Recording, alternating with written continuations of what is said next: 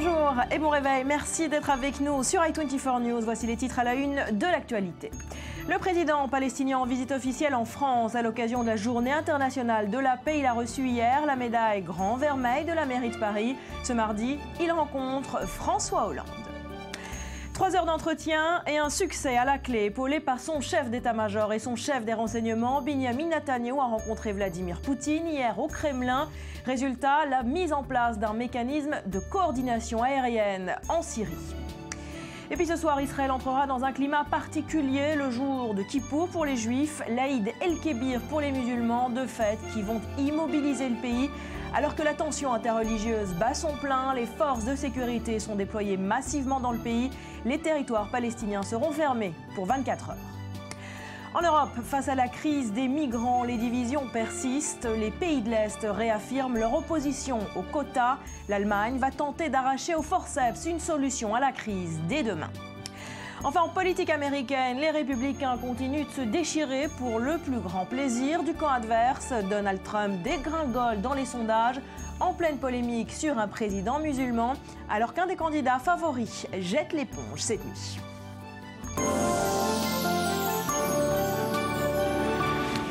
Bienvenue à tous. Le président palestinien est donc en visite officielle à Paris dans quelques heures. Il rencontrera François Hollande. Hier, Mahmoud Abbas était l'invité d'honneur de la mairie de Paris. À l'occasion de la Journée internationale de la paix, Anne Hidalgo lui a remis la médaille Grand Vermeil, la plus haute distinction de la ville. Océane Nicole.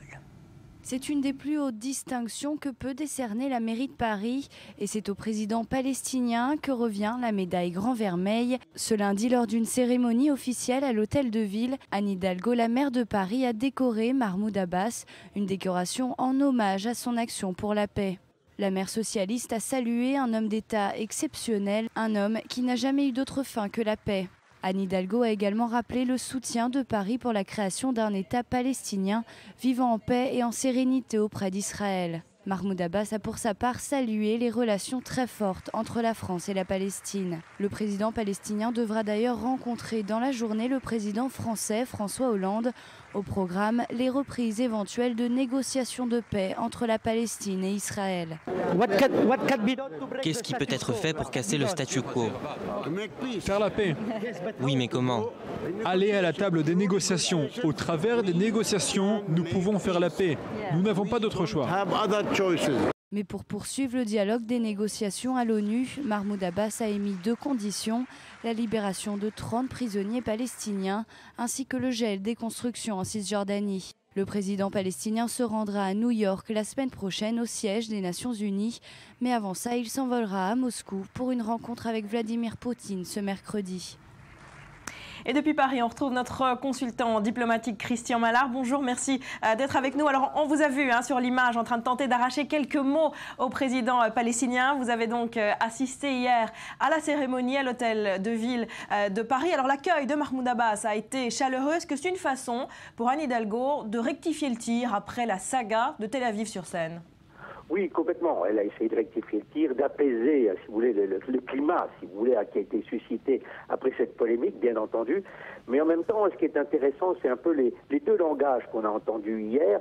D'un Mahmoud Abbas qui, lorsque vous lui parlez de la paix, de la négociation, vous dit que la paix est à portée de main, je le cite, que s'il y a une véritable volonté politique et qu'il n'y a plus du tout l'arrogance du pouvoir, dit-il, et de la religion. Je crois que tout ça doit nous inciter peut-être à réfléchir. Et puis on l'a vu nous dire en même temps qu'il a envie qu'on relance le plan de paix arabe de mars 2002 qui avait été initié à Beyrouth par l'Arabie saoudite. Et puis ce qui était intéressant, c'est ce que nous ont dit les 4 ambassadeurs israéliens, les anciens ambassadeurs d'Israël en France, Dani Sheikh, Yehuda Lankri, Nessim Zvili et Eli Barnavi, qui l'ont rencontré une grande partie de l'après-midi, et ils ont le sentiment qu'il était toujours quand même ouvert à la négociation, qu'il était même prêt à recevoir, quand il le souhaitait, le Premier ministre israélien Benjamin Netanyahou. Et puis dans le même temps, naturellement, il joue sur la pression de l'opinion publique internationale, sur l'aide de la France pour faire pression sur Israël pour aller à la table des négociations. Mais il y a une chose qui est intéressante aussi, que m'ont fait remarquer les ambassadeurs, les anciens ambassadeurs d'Israël en France, c'est qu'il a vraiment envie qu'on puisse le dégager, si je puis dire, de l'emprise du Hamas dans la bande de Gaza. Et il a tenu, d'après les ambassadeurs, des propos très, très durs contre le Hamas. Donc, si vous voulez, je crois que c'est intéressant. Il va dire à peu près, il va tenir ce discours aujourd'hui. Voilà, alors justement, Christian Mallard, dans quelques heures. Voilà, exactement. Alors, dans quelques heures, Mahmoud Abbas doit donc rencontrer François Hollande. Pendant plusieurs mois, la France a tenté de promouvoir un projet de résolution dont vous parlez à l'ONU, un projet de résolution contraignante avec une date butoir sur la résolution du conflit. Mais on a vu depuis plusieurs semaines une reculade française. Pour quelle raison ? Parce que les Français savent que de toute façon, nous ne sommes pas une grande superpuissance, si je puis dire. Les Français n'ont pas tous les pouvoirs que pouvait avoir l'Amérique. Les Français aujourd'hui se disent, et François Hollande en particulier, que vu que l'Amérique est en retrait partout par rapport au processus de paix où elle n'a obtenu aucun résultat, qu'elle est en retrait par rapport aux problèmes syriens, aux problèmes irakiens, et les Français jouent leurs cartes, si je puis dire. Mais en même temps, on sait très bien qu'on ne peut pas peser seul, et puis qu'on ne va pas amener à Israël, selon la volonté française, à la table des négociations comme ça, avec une sorte de diktat politique français. Donc voilà. Mais je pense que ce qui sera intéressant, c'est que le discours de M. Mahmoud Abbas à l'ONU sera très intéressant. Il avait dit que ça serait un discours dur qui serait une bombe. Mais en même temps, hier, il a clairement dit encore aux ambassadeurs israéliens, il leur a dit, écoutez, moi je suis prêt à amender ce discours jusqu'à la dernière minute si, du côté d'Israël, il y a des gestes qui sont faits. Donc, si vous voulez, je pense que la main tendue reste tendue, mais bon, il faudra avoir les résultats. Encore une fois de plus, il faut juger sur du concret. Oui. Et rencontre donc dans quelques heures de Mahmoud Abbas avec François Hollande à l'Elysée. Merci beaucoup, Christian Mallard, depuis Paris, d'avoir été avec nous ce matin.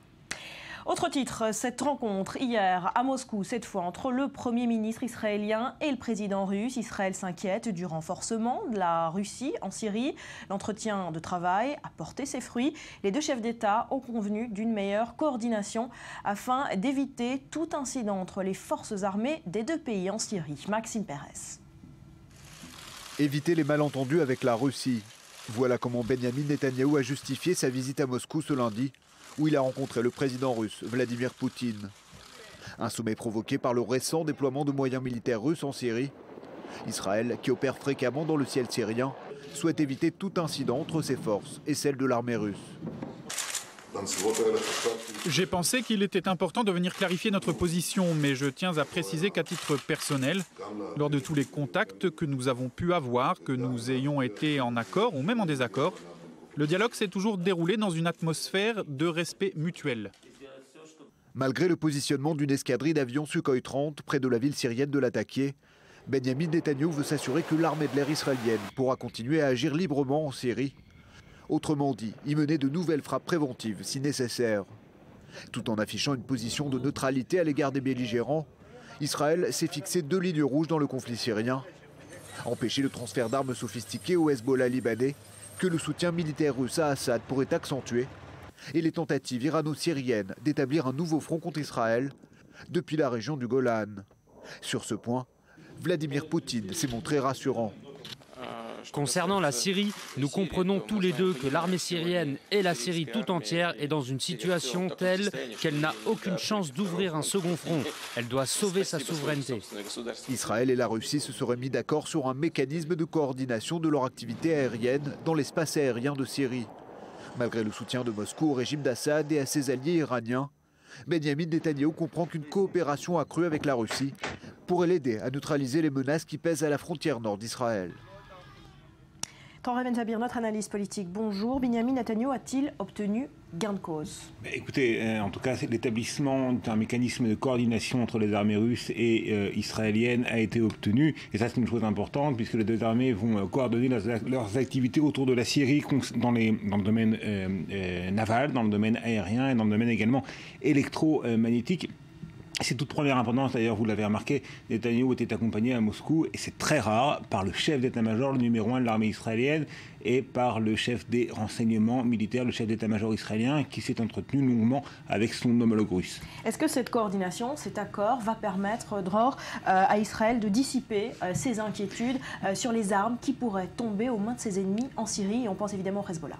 Pas totalement. Regardez, on a vu dans le reportage de Maxime, lorsque Vladimir Poutine a tenté le sourire aux lèvres un petit peu de rassurer Benyamin Netanyahou, il a dit mais ne vous inquiétez pas, l'armée syrienne a bien d'autres chats à fouetter et elle ne va certainement pas s'attaquer à Israël. Oui, c'est vrai, mais les inquiétudes d'Israël ne concernent pas l'armée syrienne, elles concernent le Hezbollah et elles concernent le parrain du Hezbollah, à savoir l'Iran. Et lorsque l'armée russe permet au régime de Bachar el-Assad ou à ce qu'il en reste de survivre, eh bien, elle renforce ce fameux axe Iran-Syrie.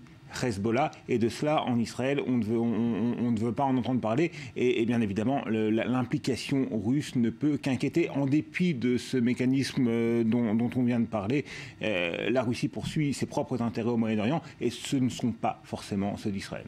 Un mot encore pour finir des relations entre Israël et la Russie. Près d'1 million d'Israéliens sont originaires de l'ex-Union soviétique. Dans quelle mesure cela pèse sur les relations diplomatiques? Poutine l'a dit, il a dit qu'il n'oubliait jamais le fait que plusieurs centaines de milliers d'anciens Russes, d'Israéliens d'origine russe vivent en Israël et que cela a des influences sur les relations bilatérales. Mais encore une fois, la Russie, comme tous les États, un petit peu est un monstre froid, peut-être davantage que d'autres États. Sa politique au Moyen-Orient, elle suit des intérêts qui ne sont pas forcément ceux d'Israël et qui sont pas forcément ceux des anciens citoyens russes qui peuvent vivre en Israël et qui sont nombreux. Il y a évidemment beaucoup de relations, notamment dans le domaine culturel, dans le domaine économique, mais dans le domaine stratégique, cela pèse peu. Merci beaucoup. Au chapitre économique, à noter cette visite du MEDEF en Iran sans perdre de temps. Après la levée de l'embargo sur le pays, 150 chefs d'entreprise sont sur place pour profiter d'un immense marché qui s'ouvre à nouveau à l'Europe. Léa Berdugo. L'accord sur le nucléaire iranien aura levé de nombreux freins. Après la visite diplomatique menée par Laurent Fabius en juillet dernier, c'est au tour des acteurs économiques français de se positionner en Iran. 150 entrepreneurs ont investi Téhéran. Objectif, multiplier les contacts avec les forces économiques de ce marché prometteur. 2 membres du gouvernement ont accompagné cette délégation, dont Stéphane Le Foll, ministre de l'Agriculture. Il a insisté sur l'existence de liens solides entre Paris et Téhéran. On a là des atouts qui datent des relations qui existaient avant. Ce qu'on veut, c'est promouvoir, s'appuyer sur ce qui existe, sur ce qu'il faut redévelopper, et puis innover aussi dans la relation. Stratégiquement pour nous aujourd'hui, nous sommes là à la fois pour faire passer le message du soutien de l'État à toutes les entreprises qui veulent investir. Ce message a été appuyé par la création d'un centre Business France. Le but, soutenir et conseiller les entreprises françaises qui souhaitent s'installer en Iran. Le gouvernement a mis l'accent sur l'aide aux petites et moyennes entreprises. Par ailleurs, un premier contrat de coopération agricole a été signé. Nous sommes, vous le savez, disponibles à la fois en termes de recherche, d'enseignement, en termes de collaboration et de partenariat, en termes d'organisation à participer, bien sûr, au développement de l'agriculture iranienne. Suite aux sanctions internationales imposées à Téhéran, les échanges entre la France et l'Iran ont chuté de 4 milliards d'euros en 2004 à 500 millions en 2013. Et puis Volkswagen est au cœur de la tourmente. Le géant automobile a reconnu avoir manipulé les données d'émissions de gaz polluants de ses véhicules diesel aux États-Unis. Hier, le constructeur allemand a vu son titre dégringoler à la bourse de Francfort et les autorités américaines ont annoncé l'ouverture d'une enquête pénale. Myriam Danan, c'est un scandale qui va coûter très cher à Volkswagen. De quoi s'agit-il? Effectivement, c'est un scandale qui lui coûte d'ailleurs déjà très cher, ne serait-ce qu'avec les dernières cotations boursières. On a vu la chute dramatique de l'action Volkswagen, moins 18,60% hier sur le marché de Francfort. Ce qui signifie aujourd'hui que la valeur boursière du groupe a déjà chuté de près de 14 milliards d'euros. C'est à peu près l'équivalent de l'amende qui est attendue, qu'on estime à près de 18 milliards d'euros. Des investisseurs qui ont sanctionné tant cette gigantesque escroquerie aujourd'hui et l'amende en vue, mais également le risque commercial avec un éventuel arrêt des voitures, notamment diesel de Volkswagen aux États-Unis. Alors cette escroquerie, de quoi s'agit-il? Eh bien, elle a déjà un nom, c'est le scandale des émissions polluantes en Allemagne. Eh bien, ce sont le premier constructeur européen, Volkswagen. Il est devenu le premier tout récemment, seulement au début de l'année, devant Toyota. Il a reconnu avoir trompé les contrôleurs américains sur les niveaux d'émissions de gaz polluants des voitures diesel produits aux États-Unis, ce qui représente donc près d'un demi-million de véhicules. Et comment? Eh bien, à l'aide d'un véritable logiciel ultra sophistiqué, un logiciel pirate qu'il aurait donc implantés dans chacune de ces voitures. Alors un scandale qui ébranle Volkswagen évidemment, mais l'ensemble du secteur automobile européen. Alors effectivement, d'abord ce qui est certain, c'est que c'est aussi un coup au slogan du diesel propre, parce que si les Américains ne sont pas très friands de ces voitures diesel, il faut préciser que c'est une infime quantité des voitures qui sont vendues sur le sol américain qui sont concernées aujourd'hui. Et bien par contre le diesel en France notamment, on le sait, 60% des véhicules jusqu'à aujourd'hui sont donc diesel, et ça va remettre en cause aujourd'hui le niveau d'émissions de gaz polluants de ces voitures. Et l'affaire sème également le doute sur les tests qui sont menés en Europe. Alors l'Europe à son tour qui va peut-être devoir affiner davantage ses tests sur ces gaz polluants de ces voitures, mais également plusieurs constructeurs qui pourraient également être concernés. Il faut préciser que ce scandale a éclaté en plein salon de l'automobile à Francfort, que les constructeurs du monde entier se sont fait curieusement discrets sur cette affaire et qu'on attend donc un élargissement du niveau d'investigation au niveau américain et européen. Merci Myriam. Toujours pas de politique européenne commune, cette fois concernant la crise des migrants. Les pays membres de l'Union vont tout de même tenter une nouvelle fois cette semaine de s'accorder sur un principe de répartition pour l'accueil des réfugiés après une nouvelle réunion des pays d'Europe centrale hier, des pays toujours aussi réticents à l'idée de quotas contraignants. Le récit de Lucas de Villepin. Ils sont toujours des milliers à tenter leur chance, mais la situation des réfugiés en Europe de l'Est est loin de s'améliorer. La Hongrie vient de voter une loi autorisant l'armée à lutter contre l'afflux de migrants à ses frontières. Les militaires pourront désormais faire usage de leurs armes dans certains cas. Pour le Premier ministre Viktor Orban, cette mesure se justifie car le pays est débordé de toutes parts. Nous pouvons défendre le tronçon de frontière serbe et nous pouvons défendre le tronçon croate.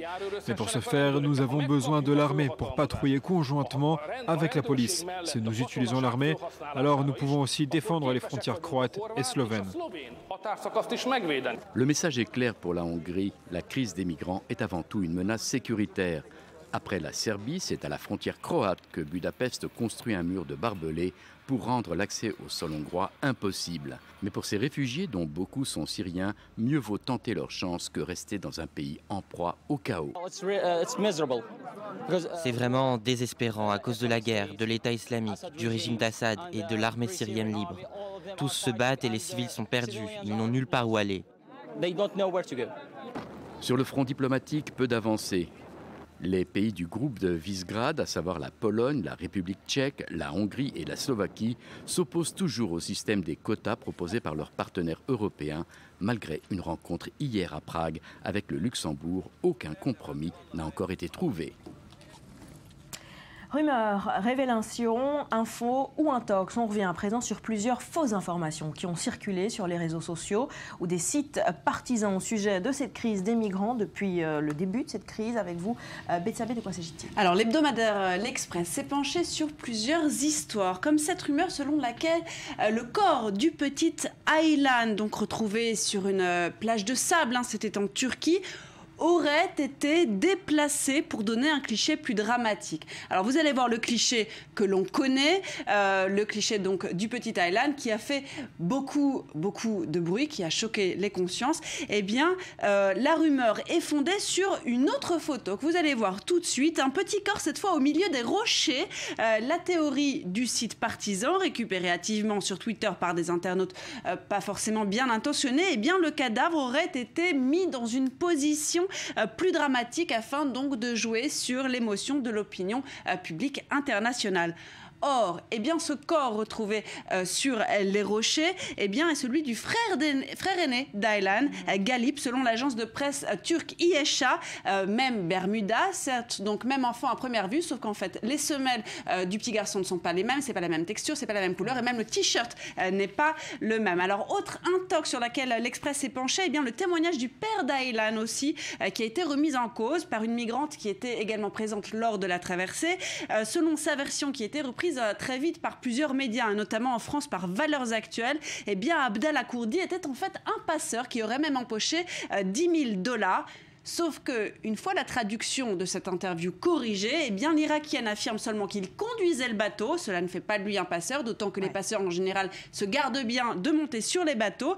Et quant aux $10 000, eh bien, elle les a donnés à un autre homme dans un café. Et puis dernier cliché, mais il y en a d'autres. Un dernier cliché que j'ai choisi, c'est celui de migrants qui brandiraient le drapeau de Daesh. Vous avez dû voir cette photo sur les réseaux sociaux, des migrants donc qui auraient le drapeau de Daesh lors d'affrontements avec des policiers allemands. Alors en fait, ce cliché date d'il y a 3 ans. Les policiers allemands ne sont pas face à des migrants, non, mais à un groupe salafiste. C'était en 2012, regardez sur Der Spiegel, dans la petite ville de Solingen, c'est près de Düsseldorf, en Allemagne. Voilà, des liens entre demandeurs d'asile et Daesh qui restent de l'ordre du possible. Tout voilà, alors on modère, c'est vrai qu'il y a peut-être des liens de l'ordre du possible. Jusqu'à présent, aucun cas de militants djihadistes infiltrés en Allemagne par le biais de la crise migratoire n'a été confirmé.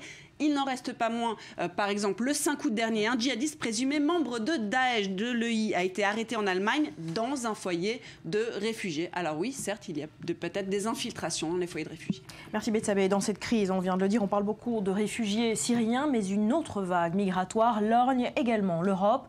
Menacée par les talibans, nombre d'Afghans tentent de quitter leur terre natale pour migrer dans un pays européen. Les Afghans sont en effet le deuxième plus important groupe de migrants clandestins après les Syriens, à déferler via des filières de passeurs sur le vieux continent. Reportage. Une menace de mort qui pourrait servir d'aller simple pour l'Europe. Cet Afghan dit que cette lettre lui a été envoyée par les talibans. Son crime, selon eux, promouvoir l'éducation des filles dans son village. Effrayé, il a déposé une demande d'asile auprès de la mission de l'Union européenne en Afghanistan. C'est un grave problème pour moi. Je ne suis en sécurité nulle part. Je passe une nuit à Kaboul et une autre ailleurs. Depuis que j'ai reçu ces menaces, je souffre d'anxiété. Mais sa demande traîne, car il n'est pas le seul à posséder une missive de ce genre. Cette rue de Kaboul est connue pour ses services de traduction de documents et de fabrication de tampons officiels. Alors que la situation du pays s'aggrave, de nombreux Afghans viennent ici à la recherche d'un tampon avec l'emblème des talibans pour la poser sur leurs fausses lettres. Avant, nous avions peut-être un client par mois qui nous demandait un faux tampon. Mais maintenant, il y en a au moins par jour qui nous demandent des faux tampons ou des fausses lettres. Les gens veulent partir en Europe, ce qui implique qu'ils se fabriquent un faux dossier. Les talibans utilisent régulièrement ce genre de menaces. Mais ceux qui examinent les demandes d'asile mettent en garde contre les lettres de contrefaçon. Ces fausses lettres entraînent des problèmes pour les cas légitimes. La conséquence, c'est que la mission de l'Union européenne en Afghanistan ne prend pas les vrais cas au sérieux. S'il y a beaucoup de faux cas, ils pénalisent ceux qui sont légitimes.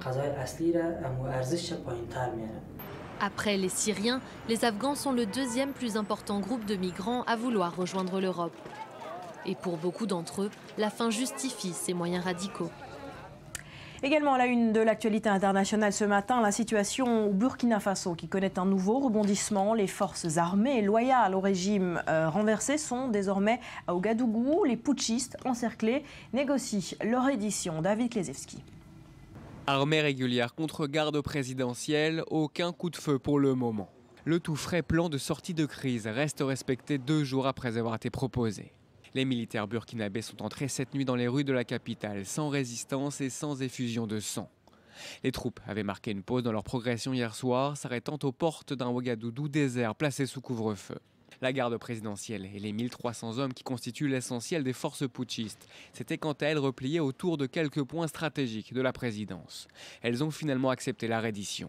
Dans une adresse télévisée, l'un de ses leaders s'est excusé publiquement et alerte face à de possibles massacres.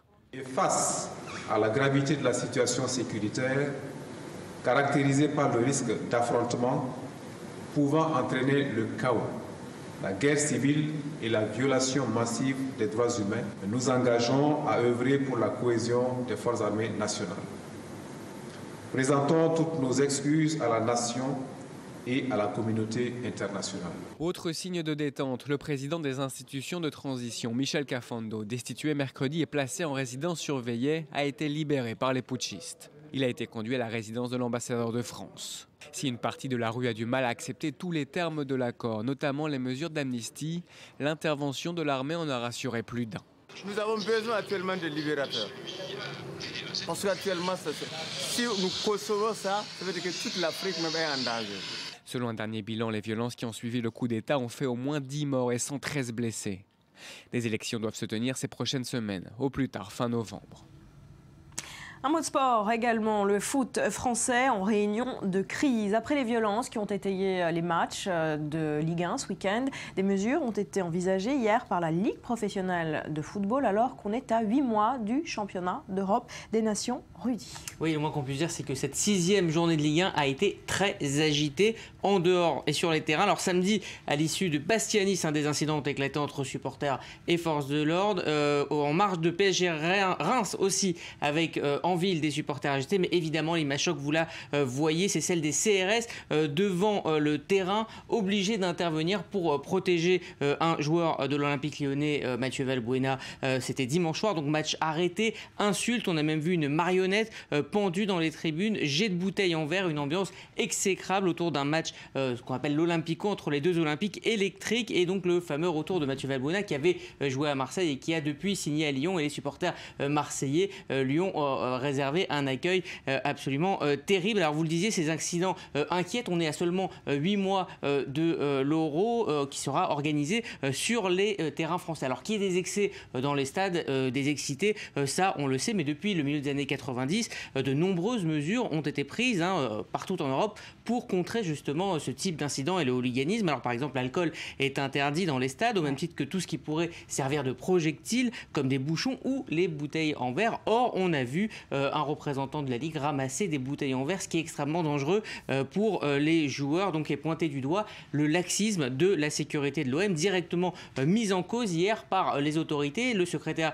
d'État au sport, mais aussi le ministre des Sports Patrick Caner, et aussi Frédéric Thiriez qui s'est exprimé à l'issue d'une réunion d'urgence sur ces incidents. C'était hier matin à la Ligue de football professionnel. On l'écoute. Tous mes collaborateurs, les délégués sur place, l'arbitre m'ont rapporté, bien sûr je suivais les choses en direct, qu'il y a eu une grave carence au niveau des palpations de sécurité à l'entrée du stade. Ce soir, voilà, donc... Alors déjà, Frédéric Thiriez a rappelé que l'OM était un cas à part en France, puisque les tribunes de supporters étaient gérées elles-mêmes, les abonnements étaient gérés par les supporters eux-mêmes. Mais cela dit, c'est bien la sécurité de l'OM qui doit contrôler les accès au stade. Mais alors pour la Ligue, la solution, elle est simple, c'est de revoir les sanctions financières à la hausse. C'est ce que disait aussi Frédéric Thiriez. Je m'interroge pour l'avenir, cette fois, indépendamment des affaires de ce week-end, sur la pertinence de notre arsenal de sanctions. Apparemment, on ne va pas assez loin. Ne faut-il pas davantage frapper au portefeuille? Les amendes qui sont prononcées, 50 000 €, paraissent bien légères pour des incidents aussi graves que ceux auxquels on a pu assister ce week-end. Alors, des mesures immédiates, on parle de quoi? Alors déjà, les dirigeants olympiens ont voulu réagir. Ils ont annoncé le retour des filets de protection, mais il y aura évidemment, sûrement, des sanctions financières et un match de suspension ou des matchs de suspension pour l'OM. Merci Rudy. À suivre, ce soir, Israël entrera dans un climat particulier, le jour du Kippour et l'Aïd El-Kébir pour les musulmans. On en parle après, un nouveau journal.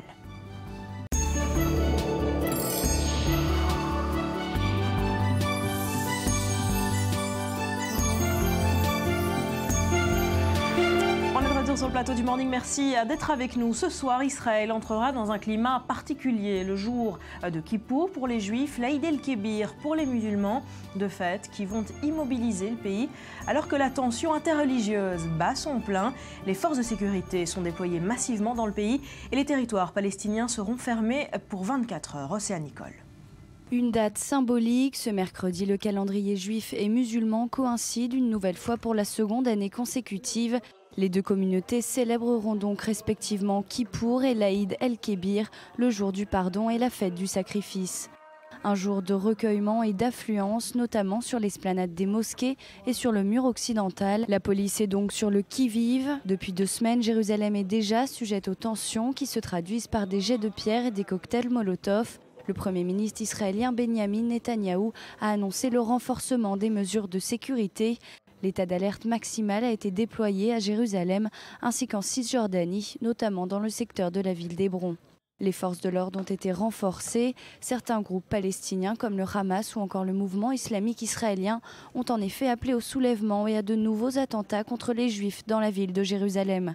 Ce mercredi, la ville sainte devra donc se préparer à traverser une nouvelle période délicate. Voilà, journée sous haute tension aujourd'hui à Jérusalem et dans l'ensemble du pays. Julien, on démarre par une information qui s'est déroulée ces dernières heures, 2 tentatives d'attentat dans le secteur de Hebron. Oui, qui ne font que souligner justement cette tension qui est très vive dans la région. Alors tout d'abord, l'information la plus récente, c'était il y a à peine quelques instants. Une Palestinienne a été gravement blessée par balle après avoir tenté de poignarder un soldat israélien, et ça intervient quelques heures à peine après un autre incident sécuritaire également à Hebron hier soir, où un adolescent palestinien était tué apparemment par l'explosion d'une grenade qui s'apprêtait à lancer sur des forces de sécurité israéliennes. On va rappeler peut-être la liste de ces événements insécuritaires de ces derniers jours pour bien comprendre tout ce qui s'est passé. Donc la Palestinienne blessée par balle, le Palestinien tué à Hébron dont je viens de parler, un Israélien qui a été tué le soir du Nouvel An juif à Rosh Hashanah par des jets de pierre contre sa voiture. Il a ensuite terminé la course dans un fossé. 66 arrestations à Jérusalem à la suite d'émeutes sur l'esplanade des mosquées Mont du Temple pendant les fêtes juives, et 3 roquettes tirées depuis la bande de Gaza pendant le week-end. Alors face à cette situation explosive, Julien, quelles mesures de sécurité particulières vont être prises pour les prochaines 24 heures? Alors on en a entendu certaines dans le reportage juste avant. Donc tout d'abord, Israël, on va voir la liste tout de suite. Israël boucle les territoires chaque année au moment de la fête de Kippour. Ça va commencer aujourd'hui à 12h jusqu'à demain soir. C'est évidemment par crainte d'attentats. Des milliers de policiers de garde frontière ont été déployés à Jérusalem. Les abords de la ville seront fermés à la circulation. Il y aura des points de contrôle. Et enfin, plusieurs batteries de dômes de fer antimissiles ont été déployées dans le sud, notamment, vous savez, à Sderot. Il y avait une polémique sur le fait que Sderot n'était pas protégé. Donc des batteries supplémentaires ont été déployées. Il faut comprendre qu'en Israël, de manière générale, à Kippour, on craint les débordements, plus encore cette année. Et depuis la guerre de 73, Israël fait très attention à sa sécurité. Alors voilà, pour la situation, si on tente de prendre un peu de recul, comment expliquer, Julien, ces violences ces derniers jours? Alors il y a évidemment 2 sons de cloche. Il y a le son de cloche jordanien et le son de cloche israélien. D'après la Jordanie, Israël enflamme la région. Le roi de Jordanie s'est tourné d'ailleurs vers des députés arabes de la Knesset pour leur demander leur aide. Il a prévenu qu'il n'y aura pas de partage de la souveraineté sur l'esplanade des mosquées Mont du Temple. Pourquoi? Parce qu'à l'heure actuelle, c'est Israël qui est en charge de la sécurité de ce lieu saint, mais le Waqf jordanien donc qui est en charge de la souveraineté religieuse, donc de l'administration des lieux. Et Israël a une autre version, justement, il accuse le Waqf jordanien d'être derrière les violences à Jérusalem. Merci Julien. Et hasard du calendrier, on vient de le dire, les 2 fêtes les plus saintes du calendrier musulman et juif tombent le même jour. Ali Waken, spécialiste du monde arabe, et Cyril Amar, vous avez décidé ce matin de revenir sur tout ce qu'il faut savoir sur ces 2 fêtes, mais vous avez décidé d'échanger vos casquettes. Cyril, vous allez nous parler de l'Eid el-Kébir, et Ali, vous allez nous parler du jour du grand pardon, le Kippour. Alors d'abord, en quelques mots, pour commencer, quelle est la signification de ces 2 jours? Alors Eid al-Adha, la fête du sacrifice, ou encore appelée Eid el-Kébir, la grande fête, par opposition à la petite fête, on y reviendra. Ça évoque quoi? Tout simplement l'histoire d'Abraham, Ibrahim pour les musulmans, qui accepte de sacrifier son fils unique, Ismaïl, et au moment où il s'apprête à trancher la gorge de son enfant, eh bien Dieu, Allah, vient substituer l'enfant par un mouton, et c'est donc tout le symbole de cette soumission totale d'Abraham, d'Ibrahim envers Dieu, qui est fêté cette semaine par les musulmans du monde entier, en sacrifiant justement un mouton, un bélier plus justement en fait dans la ligature d'Ismaël qu'on voit très bien sur cette image, sacrifier un mouton donc pour se souvenir de cette soumission. Rappelons d'ailleurs qu'islam en français signifie soumission absolue. Vous n'hésitez pas à vous rectifier les uns les autres, mais allez-y, allez-y. Oui, Baba, Kippour vient du verbe hébreu lekafer, expier ses fautes ou demander encore pardon. Et c'est le moment dans l'année où le juif décide de faire tout pour essayer d'ouvrir une nouvelle page en demandant pardon et à Dieu et aux personnes. Voilà, sans faute jusqu'à présent. Allez, on continue. Comment est fixée la date de la fête respective? Bon, pour Kippour, c'est le 10e jour du mois de Tishrei, c'est 10 jours après Rosh Hashanah. Et ça symbole aussi d'ouvrir l'année en demandant pardon de tout ce qui s'est passé l'année d'avant. Alors 10, cette fois-ci pas du mois de Tishré, mais du mois Zul al-Hijja, qui est en fait le dernier mois du calendrier musulman et qui est fixé 70 jours exactement. Donc là, c'est pas soumis au calendrier lunaire, hein, contrairement à Kippour. C'est peut-être pour ça d'ailleurs que les fêtes ne tombent pas toujours, pas toutes les années au même moment.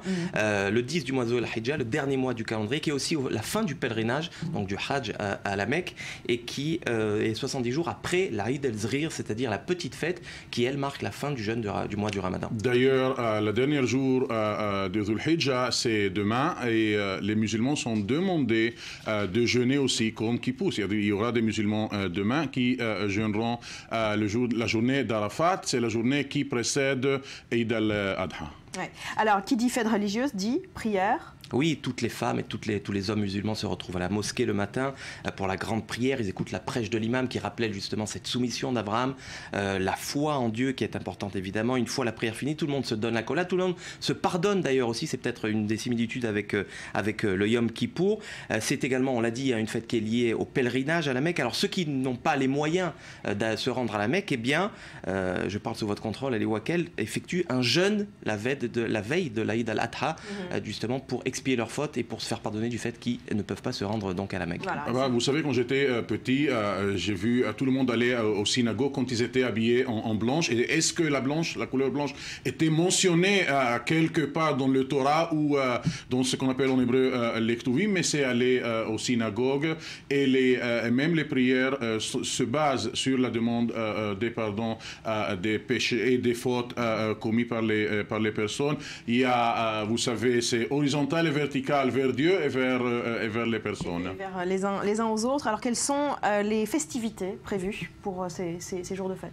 Bon, les festivités qui paraissent aussi aux festivités de l'islam, c'est les abattoirs qu'on connaît ici, nous, les gens qui achètent les poulets, fait tourner les poulets en dessous de la tête et puis sacrifier ces poulets et toutes les préparations pour le jeûne de la fête et acheter les habits. Celui qui n'a pas des habits en blanche, le blanche signifie être pur, être propre de tout ce qu'on a commis avant la fête.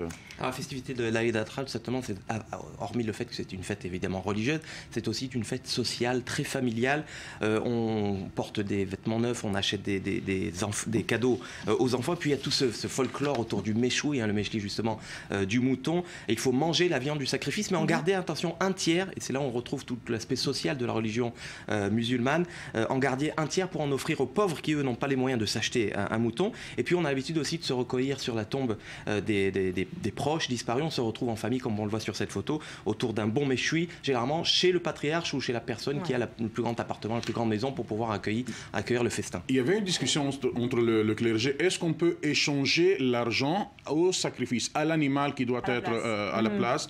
Et bon, la très grande majorité a décidé à confirmer qu'on ne peut pas échanger et qu'il faut que le sang... Ça, c'est pour les juifs, voilà. Mais donc on voit Non, ça, je parle la discussion pour est la même également peut-être. Pour Eid al-Adha, on ne peut pas remplacer des cadeaux ou de l'argent pour la bête qui doit être abattue. Et la question est la même d'ailleurs dans le judaïsme. Ça fait plaisir d'ailleurs aux organisations de protection des animaux parce qu'en Israël en ce moment même il y a des manifestations contre les abattages des deux religions. Qui rappelle de ce qui s'est passé en Europe contre les abattoirs musulmans. Voilà, beaucoup de points communs. Vous avez accepté d'échanger vos casquettes pour parler chacun de la fête respective de l'autre. On va finir avec une petite vidéo justement qui appelle à la tolérance et au respect mutuel. C'est en hébreu et en arabe. C'est en hébreu et en arabe et c'est signé la Fondation Abraham. C'est une ONG américaine financée par un milliardaire juif américain qui veut promouvoir la coexistence entre citoyens juifs et arabes en Israël. Elle a été diffusée ces derniers jours sur les grandes chaînes de télévision israéliennes et sur les réseaux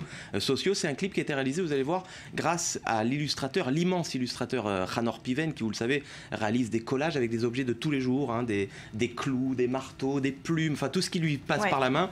Et vous allez voir, c'est magnifique. C'est deux acteurs israéliens, l'une arabe et l'autre juif, se sont prêtés à ce petit jeu. Et vous allez voir, c'est magnifique. Et le Fonds d'Abraham, cette ONG, insiste à ce qu'il y a deux présidents, un arabe et un juif, et deux directeurs généraux, un arabe et un juif. On regarde. في إسرائيل يوم الغفران يوم كيبوريم هو يوم مقدس. هدوء في الخارج، لا توجد سيارات في الشوارع. يصومون ويطلبون السماح كل من الآخر ومن الله. בישראל, חג הקורבן, עיד אל-אדחא, הוא חג גדול. שמחת החג ממלאת את הבתים וממהרים זה אל זה, קרובים ורחוקים, לסעוד יחד ולהתפלל. השנה שוב ייפגשו יום הכיפורים וחג הקורבן. تماما في نفس اليوم. ואנחנו נצום, נשבות ונכבד את היום. ونحن سنأكل ونحتفل ونحترم هذا اليوم. ונכבד זה את זה. ونحترم بعضنا البعض. Voilà, il ne nous reste plus qu'à souhaiter bonne fête à tous les juifs et tous les musulmans du monde entier. Je souhaite à mon ami Aïd al-Adha Mabrouk. Et on en profite aussi, Barbara, pour vous souhaiter un joyeux anniversaire aujourd'hui. Voilà, tout tombe en même temps. Merci beaucoup à tous les deux. Politique américaine à présent, avec tout d'abord ce coup de théâtre dans le camp républicain pour la course à la Maison-Blanche. Le gouverneur de l'État du Wisconsin, Scott Walker, jette l'éponge dans la course à l'investiture républicaine. Il a estimé qu'il n'a plus aucune chance de remporter les primaires.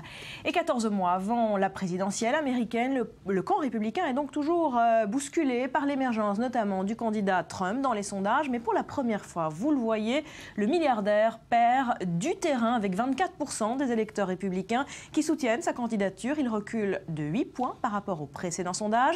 Sa plus grande menace, celle qui est sortie gagnante du débat télévisé, Carly Fiorina se trouve à 15% avec un bond de 12 points. Voilà Maurice, et à l'aune de ces chiffres, une nouvelle polémique est en train d'enflammer le camp républicain. Les mots président musulman ont été lâchés dans l'arène. Au cœur de la polémique, Ben Carson, à qui on demande désormais de démissionner. Les organisations musulmanes américaines lui demandent de démissionner. Effectivement, Barbara, le Conseil des relations américano-islamiques considère que la remarque de Ben Carson est inconstitutionnelle et que le candidat républicain devrait quitter la course à la présidence. Regardez.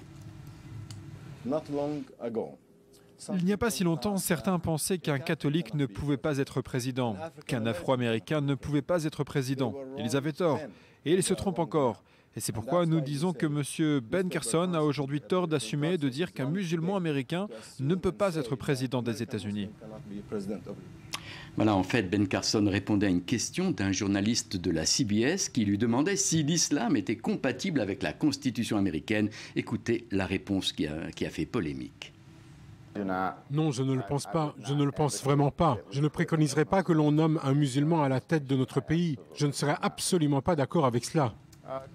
Alors cette polémique, Maurice, il faut le rappeler, n'a pas démarré avec cette remarque de Ben Carson. Encore une fois, c'est Donald Trump qui a tiré le premier. Pas tout à fait, Barbara. En fait, cette affaire a débuté au cours d'un meeting électoral de Donald Trump par une question ou une remarque, on ne sait pas très bien, posée par un partisan du candidat républicain. Regardez, on a la remarque. We problem in this country, it's called Muslims. We know our current president is one. Right. You know he's not even an American. We need this birth question. certificate, man. But anyway, we have training camps growing where they want to kill us. Mm-hmm.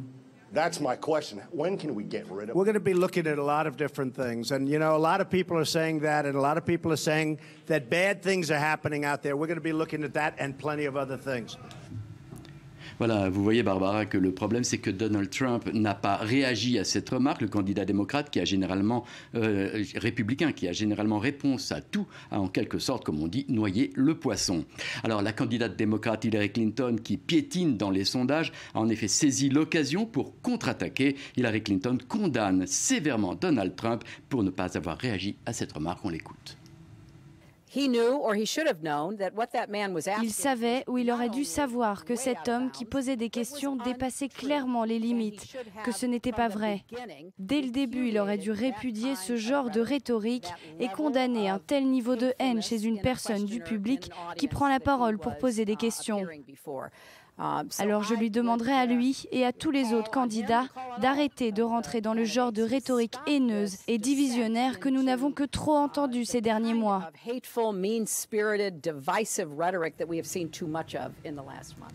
Voilà, et pour finir, une réaction de la Maison-Blanche. Le porte-parole du président estime que la remarque de Ben Carson n'est pas conforme à la Constitution américaine et contraire aux intérêts et aux principes et aux valeurs de la nation. Merci Maurice. Voilà, c'est la fin de cette édition. Merci à vous de l'avoir suivi. Tout de suite, un nouveau point complet sur l'actu avec Johanna Citruc. Je vous souhaite de passer une très belle journée. Portez-vous bien.